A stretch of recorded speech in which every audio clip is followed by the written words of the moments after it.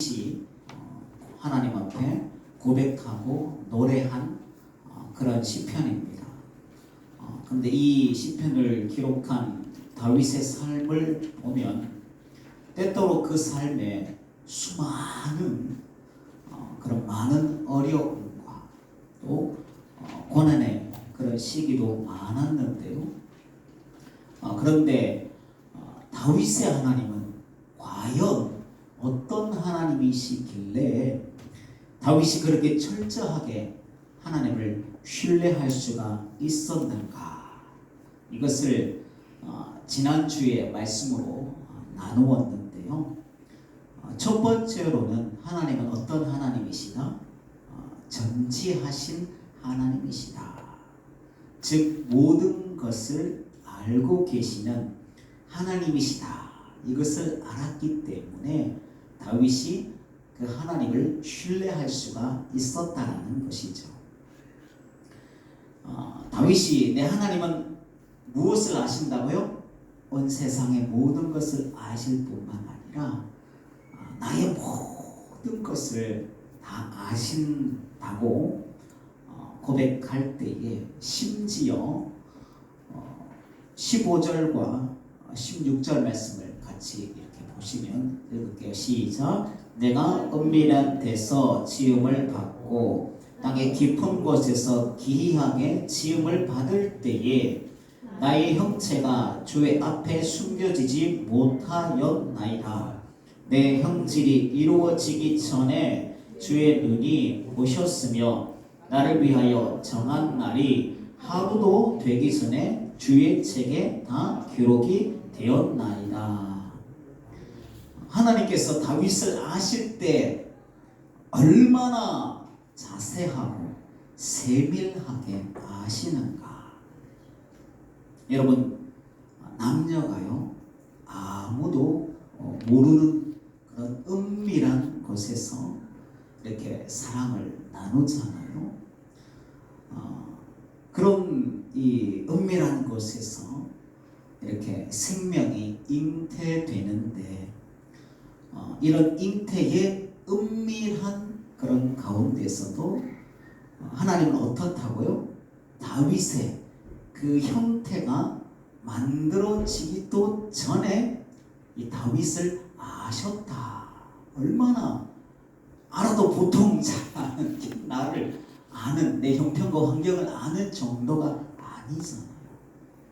그런 은밀한 남녀 간의 사랑을 나눌 때에 그때 잉태될 때에 그리고 자기가 이 형태로 만들어지기 전에 그때부터 이미 하나님은 아셨다.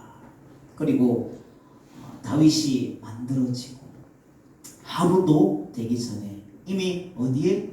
주의 책에 기록하셨다고 이렇게 고백하고 있잖아요. 어느 신학자, 아무리 탁월한 그런 신학자라 할지라도 이렇게 하나님에 대해서 이제 연구하고 말씀을 이렇게 잘 조직해서 이제 조직 신학자나 탁월한 조직 신학자라 할지라도 이렇게 하나님을 아는 자가 없을 거잖아요. 다윗이 이런 정말 전지하신 나의 모든 깊은 곳까지 다 아시는 그런 하나님을 고백하고 있는 것을 보게 되잖아요. 그래서 모태에서 자기가 남녀간의 사랑, 은밀한 곳에서 아무도 모르게 그렇게 자기를 잉태할 때부터 이미 나를 다 알고 계신 하나님이라고 고백하고 있잖아요. 이렇게 자기를 너무나도 자기를 잘 아셔서 그래서 우리 하나님은 어떤 하나님? 내가 무한히 신뢰할 만한 이렇게 잘 아시는 분이 어디 있을까? 이렇게 하나님이라고 고백하고 있는 그런 다윗을 우리가 볼 수가 있다는 거죠. 오늘은 그 두 번째 내용을 보면 사람이 어디에? 하늘에 있을지라도 바다 끝까지 가서 거기에 있을지라도 이것이 무슨 말인가? 우리가 사람이 요즘엔 많이 가는 곳이 어디 있어요? 저 동굴 안에까지 다 그 사람이 발자국이 있고 산 높은 그런 골짜기 기슭 이런 데 사람이 오겠나 하는데도 거기도 사람의 이런 자취가 있는 것을 보게 되잖아요. 저 땅 끝까지. 그래서 요나가 땅을 하나님 없는 곳에 피하려고 저 땅 끝이라고 여겼던 곳까지 이렇게 가게 되는데 거기서도 누가 계셔요? 하나님은 계신다는 거죠. 그래서 사람이 갈 수 있는 그 어느 가장 끝에 사람이 있을지라도 그곳에서 하나님이 계신다라는 거잖아요. 더 나아가 8절, 9절, 10절 말씀을 같이 읽어볼게요. 시작. 내가 하늘에 올라갈지라도 거기 계시며 소울에 내 자리를 펼치라도 거기 계시니이다. 내가 새벽 날개를 치며 바다 끝에 가서 거주할지라도 거기서도 주의 손이 나를 인도하시며 주의 오른손이 나를 붙드시리이다. 여러분, 소원의 자리를 편다는 게 무슨 말일까요? 무슨 말인가? 나의 이 육신이 죽어서 무덤에 있고 나의 영혼은 죽음의 저 세계에 있을지라도 내 이 몸이 썩어서 진토가 된 후에도 우리의 그 육신과 영혼을 여전히 아시는 하나님, 얼마나 우리가 신뢰할 만해요. 우리가 만들어질 은밀한 장소에서부터 이미 아시고 우리가 죽어서 진토가 되고 썩어져도 영원히 사후세계에 이렇게 있을지라도 거기서도 하나님께서 계시고 거기서 우리를 알고 계신다는 거잖아요. 그래서 이것을 넘어서 10절을 한번 다시 한번 읽어볼게요. 시작. 거기서도 주의 손이 나를 인도하시며 주의 오른손이 나를 붙드시리이다. 그런 곳에서도 하나님께서 계시는 분이고 그곳에서 나를 여전하게 붙들고 계실 것이라는 다윗의 확신, 하나님을 향한 신뢰함을 우리가 볼 수가 있다는 거죠. 이것을 신학적으로 하나님은 어떤 하나님이다? 무소부재하신 하나님이다. 이것을 편재성이라고 하는데요. 이런 여호와 하나님께서 사람이 있을 수 있는, 갈 수 있는 그 어느 곳에 있을지라도 더 나아가서 말씀을 통해서 봤잖아요. 우리가 죽고 난 후에 가야 하는 그 곳에서도 하나님은 계시는 분이시기 때문에 다윗의 고백처럼 주님의 능력의 손이 저와 여러분들을 과거에 내가 조성되고 은밀한 곳에 만들어질 때부터 하나님께서 우리를 아시고 붙드시고 계시고 지금 이 시간도 하나님께서 저와 여러분들을 붙드시고 계실 뿐만 아니라 여러분들이 죽은 후에서도 그때도 하나님께서 나를 아시고 여전히 그곳에서 계시고 그곳에서 여전히 저와 여러분들을 붙들어 주시는 줄로 믿습니다.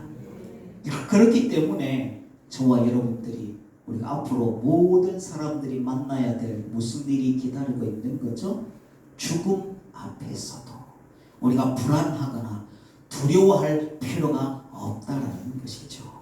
이런 하나님을 확실히 신뢰하고 다윗처럼 붙들 수 있는 저와 여러분들이 되시기를 주님의 이름으로 축복합니다. 다윗의 이 시편이 기록될 때까지만 해도요, 사람들이 생각하기를 하나님은 그 백성들, 자기 백성, 하나님 백성들 앞에서만 계시는 그런 신인 줄로 알았어요. 그래서 여호와라는 신은 온 세상 많은 각 나라마다 신들이 다 있잖아요.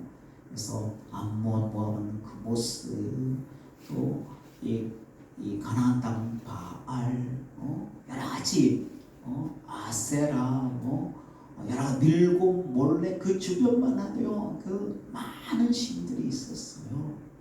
그래서 온 세상에 그렇게 많은 매니 많은 신들 중에 한 신에 불과하다, 그렇게 생각을 했었어요. 그렇게 아브라함의 후손들 유다와 이스라엘 민족을 다스리시는 그 민족만 다스리는 하나님이시다, 그런 신이다라고 생각을 했어요. 그리고 그 백성들이 지금 살고 있는 가나안 땅에만 계시는 하나님인 줄로 알고 있었다는 거죠. 그런데 하나님은 어떤 하나님?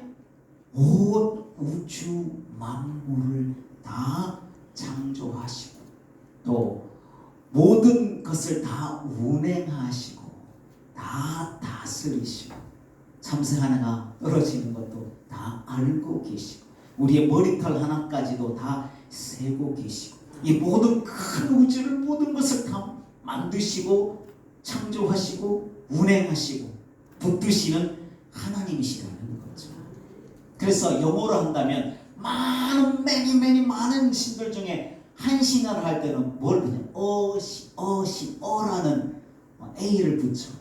근데 하나님은 오직 유일하신 전능하신 모든 세계 가운데 유일하신 하나님 더를 붙여서 더 하나님이시라는 거죠.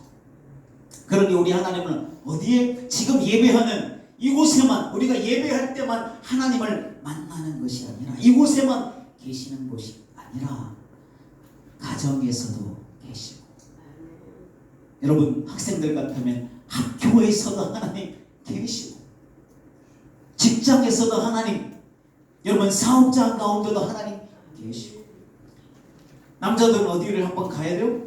군대 가면 군대에 무슨 하나님이 계실까? 그러나 그곳에서도 하나님은 계시고 다스리시고 운행하고 계신다는 것이죠. 이 모든 곳에서 하나님께서 저와 여러분들을 붙들고 계신다는 거죠. 다윗이 이것을 경험하고 느꼈다, 알았다는 거예요. 에스더서를 보면 그 안에 여러분들 하나님이라는 단어가 몇 번 나올까요? 하나님이라는 단어가 에스더서에 한 번도 여호와라는 단어, 하나님이라는 단어가 한 번도 나오지 않는다는 거예요. 그런데요, 중요한 순간마다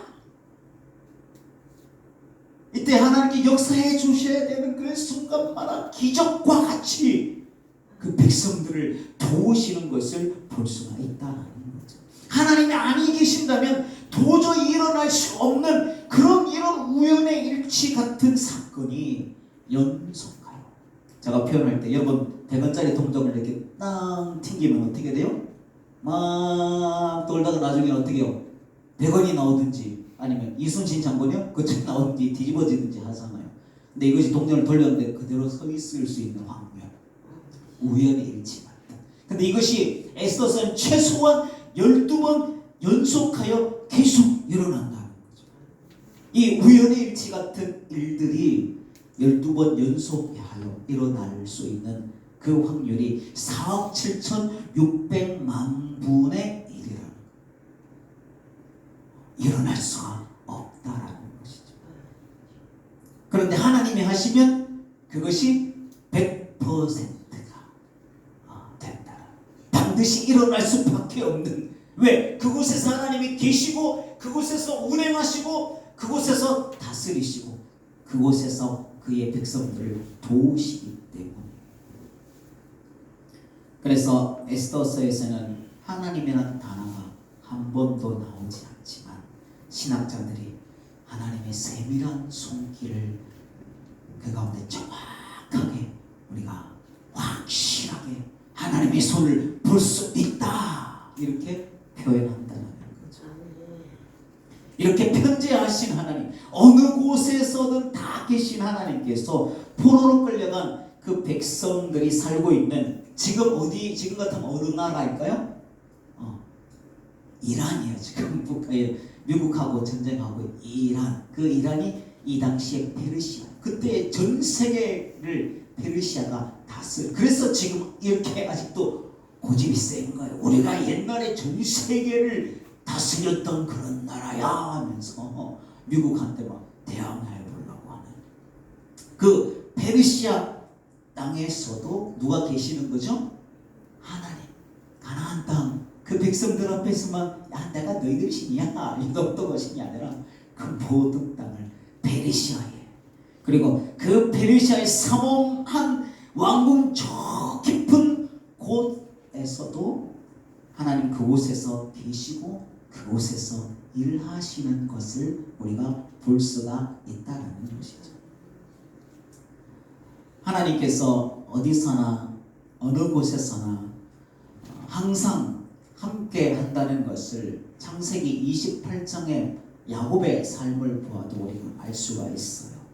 그 야곱을 형의 그 장자권을 빼앗아 가지고 처음에는 그렇게 바축한 거를 귀한 줄도 모르고 그냥 뭐 팔아 넘겼다가 나중에 그게 귀한 줄 알았는지 이런 에사가 야곱을 죽인다고.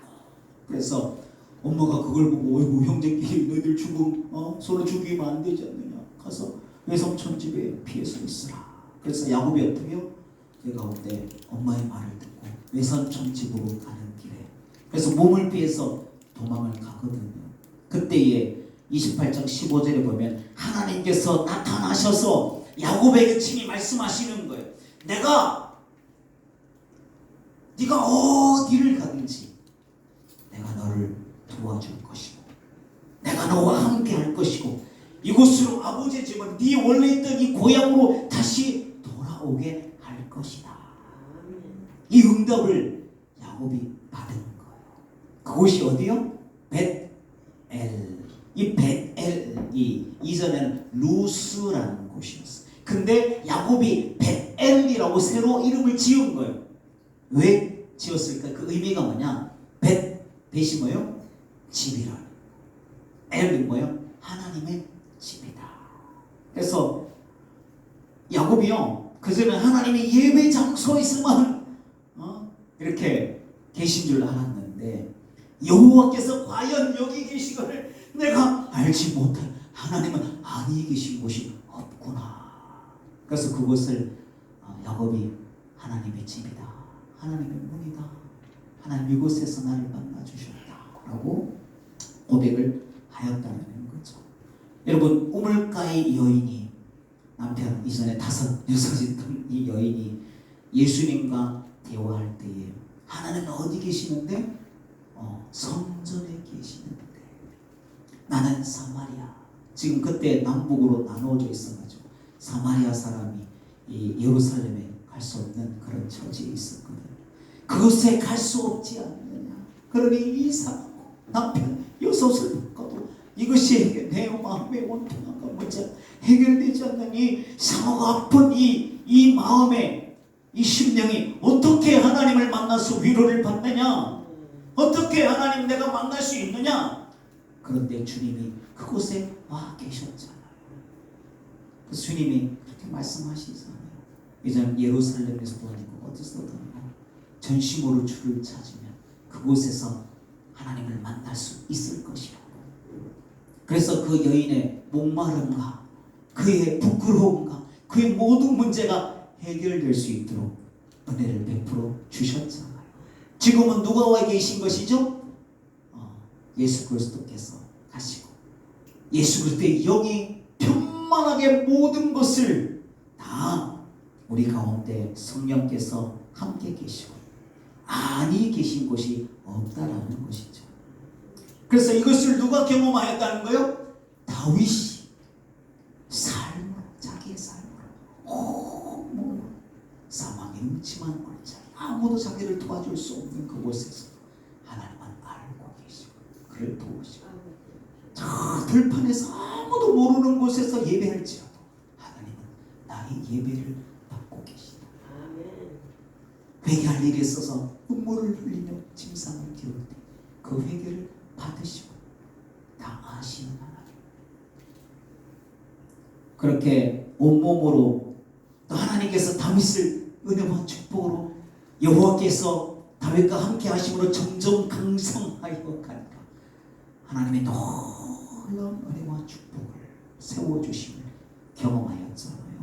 이런 하나님이시기 때문에 다윗은 그런 하나님을 알고 난 후에 뭐가 된 거요? 내가 어떠한 처지에 어떤 상황과 눈물과 고통 가운데 부끄러움과 미천함 가운데 있을지라도 내가 하나님 앞에 있다는 것, 하나님이 나를 사랑하신다는 것, 하나님이 나를 알고 계신다는 것이, 이것이 위로가 돼요. 이것만큼 든든한 것이 없었던 거죠. 그래서 제가 가끔 노래하죠. 다윗도 아마 이렇게 노래해서 내 하나님은 크고 힘있고 능히 있어 못할 일 전혀 없네. 내 하나님은 크고 힘있고 능히 있어 못할 일 전혀 없네. 이렇게 다윗이 영혼에서 하나님, 이런 하나님을 알고 이런 고백이 되고 하나님 끝까지 신뢰할 수 있는 그런 전능하신 하나님이라고 고백을 하고 있다라는 것이죠. 이런 하나님이 저와 여러분들이 어느 곳에 있든지 그곳에 나와 함께 그곳을 다 알고 계시고 그곳에 하나님 함께 계시고 계신다는 것을 확실히 믿으시고, 여러분 다윗처럼 사망의 음침한 골짜기에 있을지라도 사울에게 수천 명의 병사들에게 쫓기는 가운데 있을지라도 그가 고통 가운데 발발발발발 떨면서 살려고 애를 쓰는 그런 상황 가운데도 있었잖아요. 이와 같이 나의 가장 어려움을 겪는 그곳에서도 누가 계신다는 거죠? 하나님이 계십니다. 그 하나님이 그런 나를 알고 계신다. 그곳에서 하나님이 다윗의 삶처럼 내 삶 가운데도 일하고 계신다. 이것을 다윗처럼 저와 여러분들도 확실히 믿으시기를 주님의 이름으로 축복합니다. 믿을 뿐만 아니라 다윗처럼 하나님의 역사와 권능과 능력, 모든 것을 아시는 하나님이셨구나. 나의 모든 곳에 가는 곳마다 다 그곳에까지 다 와 계시는, 모든 곳에 계시는 하나님이시구나. 이것을 내 삶의 경험을 통하여 다윗처럼 확신할 수 있는 저와 여러분들이 되시기를 주님의 이름으로 축복합니다. 그리고 세 번째로는 하나님은 어떤 하나님이냐? 전능하신 하나님이라는 거예요. 무슨 뜻이죠? 못하실 일이 전혀, 요즘 말로 하나도, 한 개도, 일도 없다 그래서 일도. 예전에는 아이고 그런 일이 하나도 있어. 요즘에 일이라고 해요. 일도 없으신, 못하실 일이 하나도 없으신 전능하신 하나님이시라는 것을 알았다는 거예요. 말씀에 보면 12절 보면 하나님은 빛과 어둠이 한 가지이시다. 하나님께서 창세기에 보면은 세상을 만드실 때 어떻게 만드셨어요? 빛과 어둠을 나누시고 빛을 낮이라 하시고 밤을 어둠을 밤이라고 명하셨잖아요. 그런데 우리는 빛이 있는 것은 볼 수 있고 어둠은 볼 수 없고 우리에게 두려움의 장소이잖아요. 그러나 하나님은 어둠과 빛과 그것이 어떻게 돼요? 매 한 가지다. 하나님 앞에서는 매 한 가지다. 어두움 때문에 못 보시는 그런 분이 아니고 어둠 속에서도 빛 가운데 있는 것처럼 보시는 하나님이시라는 거예요. 이처럼 어두운 가운데도 빛 가운데 있는 것처럼 보시는 하나님, 이것이 뭐예요? 전능하신 하나님이시라는 거죠. 모든 것을 할 수 있는 그런 하나님이시다. 다윗이 무엇을 알았다라는 거죠? 내 하나님은 이런 하나님이시다라는 것을 아는 거예요. 이런 하나님이 만드시고 운행하시는, 여러분 우주를 보면 정말 우주가요 신묘막측하더라고요.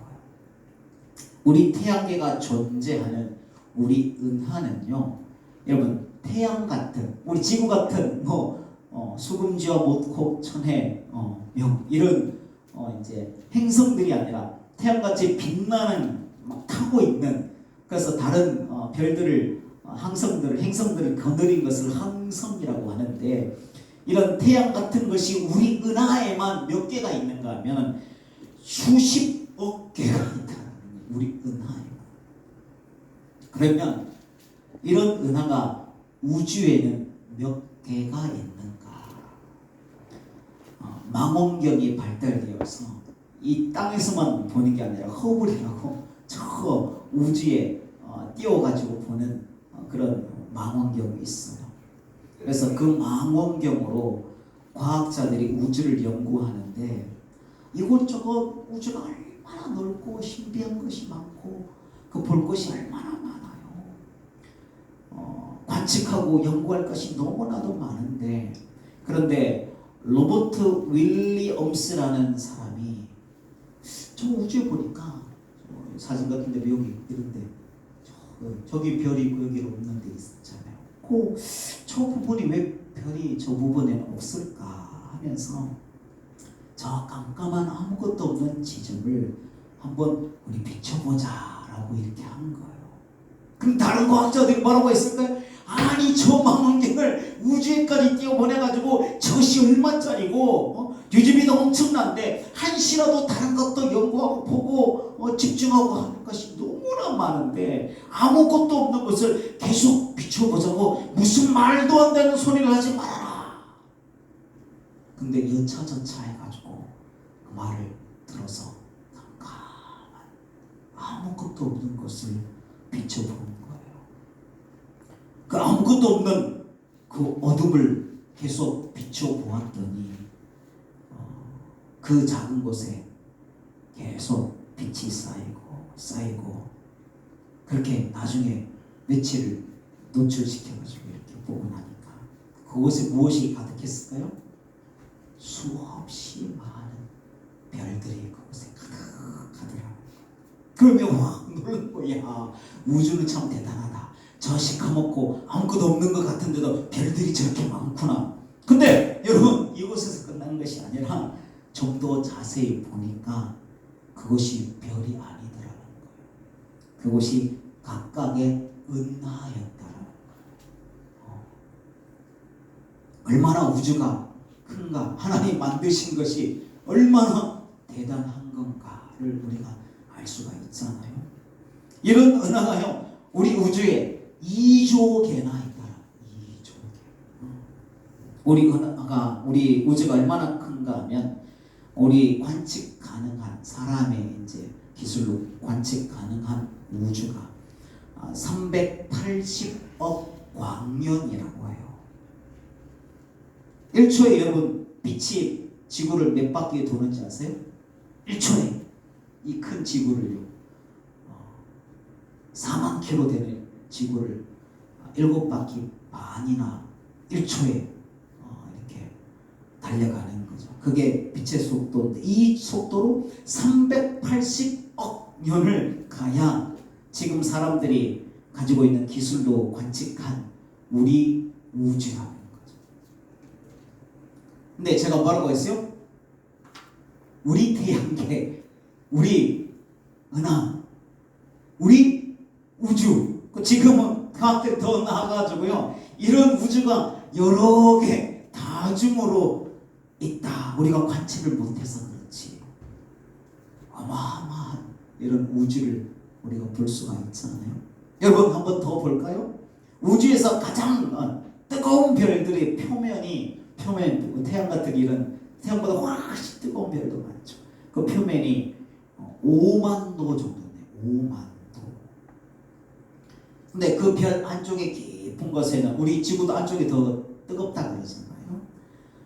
별 안에는 수천만 도 정도의 뜨거움이 있다라는 것이죠. 그런데 이 전체 우주가 여러분들 몇 도 정도 될 것 같아요? 우주의 온도가?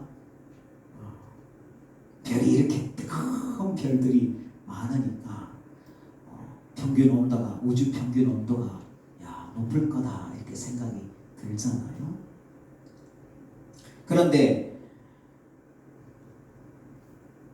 온 우주의 가장 낮은 온도가 몇 도인가 하면 우주에서 가장 낮은 온도가 몇 도쯤 될까요? 절대 온도라고 하는데 마이너스 273도라는 거예요. 근데 온 우주의 온도의 평균을 재보니 그렇게 뜨거운 별이 많아도요 마이너스 270도라는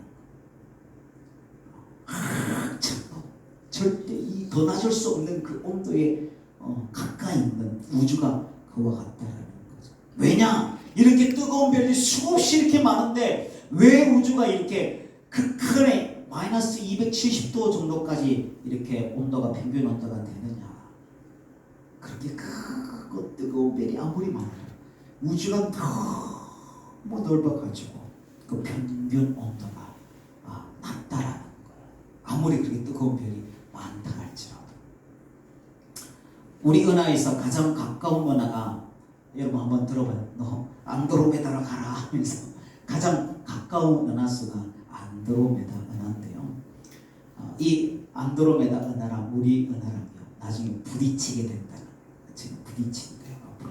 근데 엄청나게 나중에 일이겠죠.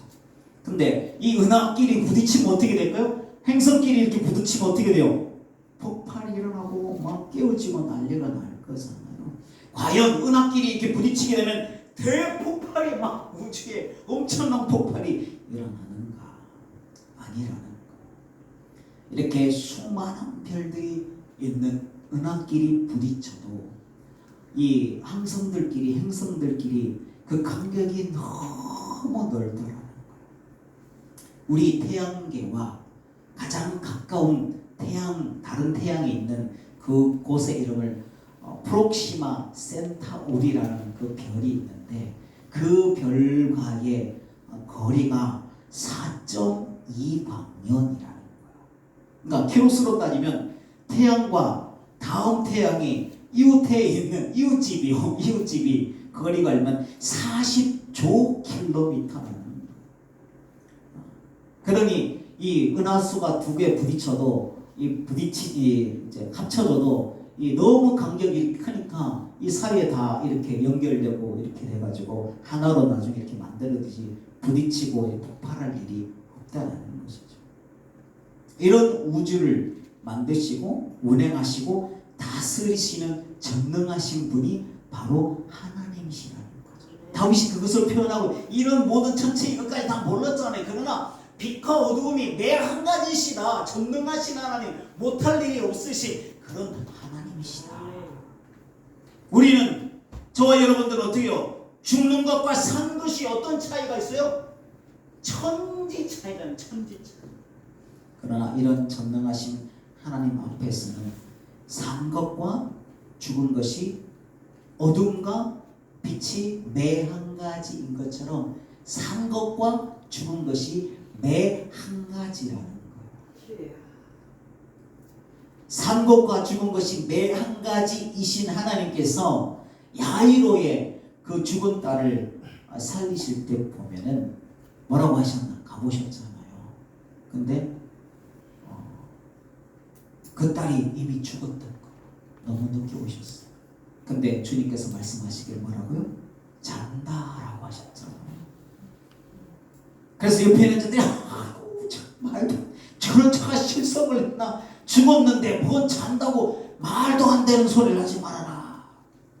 그런데 왜 예수님은 이 비웃음을 받으시면서까지 잔다고 표현을 하셨는가? 전능하신 하나님은요 저와 여러분들이 무엇을 할 수 있죠? 자는 이렇게 흔들어서 깨울 수 있잖아요. 우리 능력은 이런 능력까지 있어요. 뭐죠? 자는 자를 흔들어 깨우는 능력이 있잖아요. 근데 하나님은 어때요? 죽은 자도 자는 자처럼 깨워낼 수 있는 분이시기 때문에 죽은 어린아이를 보고 잔다고 그렇게 말씀하실 수가 있었다는 거죠. 죽은 것과 산 것이 매 한 가지이신 분의 많이 할 수 있는 그런 선포라는 거예요. 이런 분이시기 때문에 하실 수 있는 표현이었다는 거죠. 그리고 그 전능하신 능력으로 그 어린아이를 달리 타고 하면서 일어나라 하면서 잠을 깨우듯이 잠깨우는 자를 일어나 하듯이 일어나라 달리다고 하면서 살려내신 것을 볼 수가 있다. 이런 전능하신 하나님께서 일하시면 못하실 일이 하나도 없으신 하나님, 다윗의 삶에 전능한 능력으로 일하신 그 하나님, 그 하나님이 우리 삶 가운데도 일하시면 못하실 일이 전혀 없다라는 것이죠. 저와 여러분의 모든 슬픔과 아픔과 고통, 근심과 걱정을 한 번에 바꾸어 내실 수 있는 분이 우리 하나님이시라는 거죠. 저와 여러분들이 나중에는 다 죽음을 경험하고 가장 두렵고 중요한 거죠. 썩어진 가운데 진토된 우리들을 마지막 때에 주님께서 다시 재림하실 때 저와 여러분들의 무엇을 이름을 부르신다는 거죠.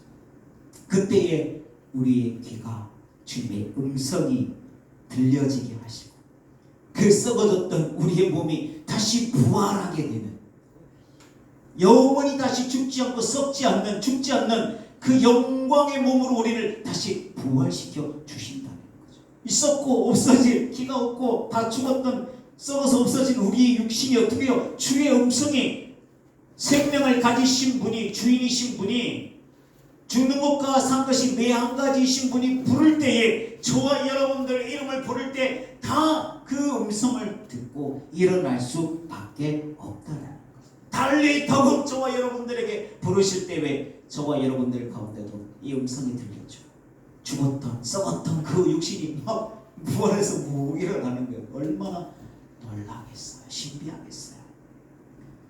이런 하나님께서 저와 여러분들을 삶 가운데도 문제와 근심과 걱정을 능히 바꿀 수 있는 전능하신 하나님, 우리의 삶에 내 영혼의 만족함을 능히 주실 수 있는 분이 우리 하나님이신 줄로 믿습니다. 못하실 일이 없는 것, 이런 하나님을 다윗이 알았다는, 그래서 고백하잖아요. 그래서 이런 하나님을, 이 전능하신 하나님을 붙들고 살고, 그렇게 다윗이 놀라운 은혜를 입어서, 다윗이 원래는 뭐였어요? 천대받는 목동이었잖아요. 제대로 된 사람 대접 받지 못하였던 부대접 받던 그런 목동이, 여러분은 자기 목숨을 살리고 미친 척을 하고, 지금 나 미친 사람이요, 나 같은 사람 칼로 벨 필요, 지금 같으면 총알이 아까워요 하면 침 질질 흘리고 자기의 목숨 하나 살아. 건달처럼 먹을 거 좀 달라고 하면서 부자애를 막 가서 건달도 아니고, 야 내가 네 것 좀 보호해주고 지켜줬으니까 먹을 거 좀 내놔라, 이렇게 비천한 그런 삶을 살았던 다윗이 어린 심부름꾼으로 전쟁터에 나갔다가 누굴 이기게 되죠?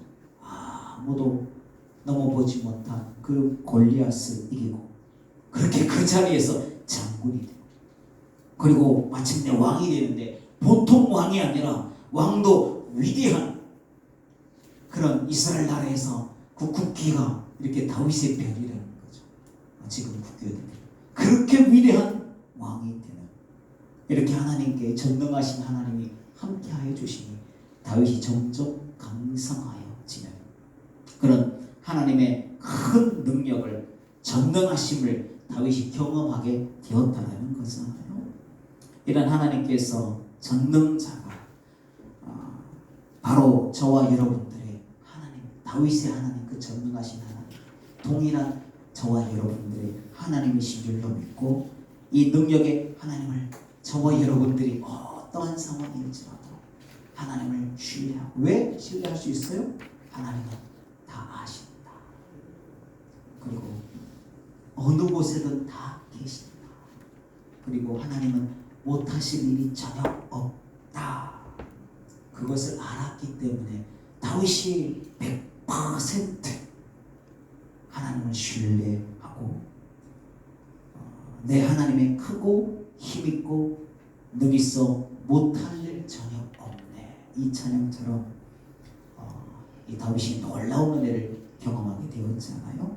저와 여러분들도 이렇게 이 찬양처럼 내 하나님은 그고 힘있고 능있어 못할 일 전혀 없네. 이 하나님을 확실히 만나시고 그 하나님의 능력을 확실히 경험하시고 다윗처럼 고백할 수 있는, 그리고 마지막 때에 그분이 주시는 다시 살리시는 부활, 그리고 영원히 살게 하시는 영생을 함께 경험하고 이 땅 가운데 살 때도 하나님께서 저와 여러분들의 삶 가운데 놀라운 은혜로 내 잔이 넘치고 놀라운 은혜로 다윗과 같이 점점 강성하여져 하나님께서 역전시켜주고 하나님의 전능하신 능력을 경험하며 사는 저와 여러분들이 되시기를 주님의 이름으로 축복합니다. 기도하겠습니다. 사랑하는